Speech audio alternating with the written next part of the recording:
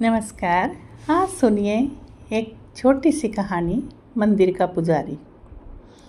एक बार की बात है कि एक समृद्ध व्यापारी जो सदैव अपने गुरु से परामर्श करके कुछ न कुछ सुकर्म किया करता, गुरु से बोला, गुरुदेव, धनार्जन हेतु मैं अपना गांव पीछे जरूर छोड़ आया हूँ, पर हर समय मुझे लगता रहता है कि वहाँ पर एक ऐसा देवालय बनाया जाए जिसमें देव पूजन के साथ साथ भोजन की भी व्यवस्था हो।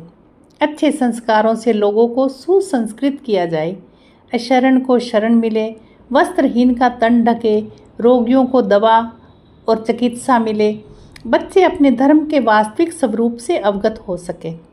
सुनते ही गुरु प्रसन्नतापूर्वक बोले, केवल गांव में ही क्यों, तुम ऐसा ही एक मंदिर अपने इस नगर में भी बनवाओ। व्यापारी को सुझाव पसंद आया और उसने 2 मंदिर, एक अपने गांव में, दूसरा अपने नगर में, जहां वह अपने परिवार के साथ रहता था, बनवा दिए। दोनों देवालय शीघ्र ही लोगों की श्रद्धा के केंद्र बन गए। लेकिन कुछ दिन ही बीते थे कि व्यापारी ने देखा कि नगर के लोग गांव के मंदिर में आने लगे हैं, जबकि वहां पहुंचने का रास्ता काफ़ी कठिन है। उसकी समझ में नहीं आ रहा था कि ऐसा क्यों हो रहा है। कुछ भारी मन से वह गुरुजी के पास गया और सारा वृत्तांत कह सुनाया। गुरुजी ने कुछ विचार किया, फिर उसे परामर्श दिया कि वह गांव के मंदिर के पुजारी को नगर के मंदिर में सेवा के लिए बुला ले। उसने ऐसा ही किया। नगर के पुजारी को गांव और गांव के पुजारी को नगर में सेवा पर नियुक्त कर दिया।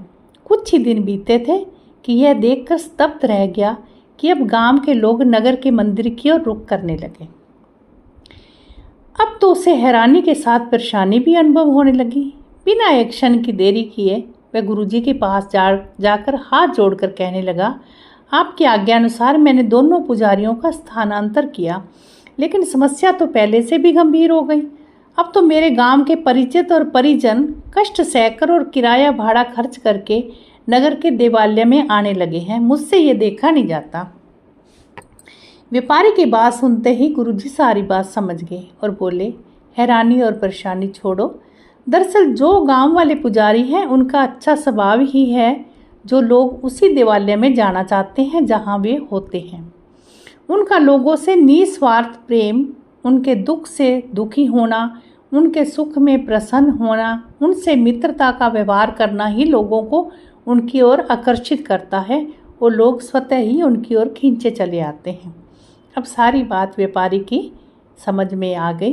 तो इससे हमें यही प्रेरणा मिलती है कि व्यक्ति को अपना स्वभाव, अपना व्यवहार अच्छा रखना चाहिए।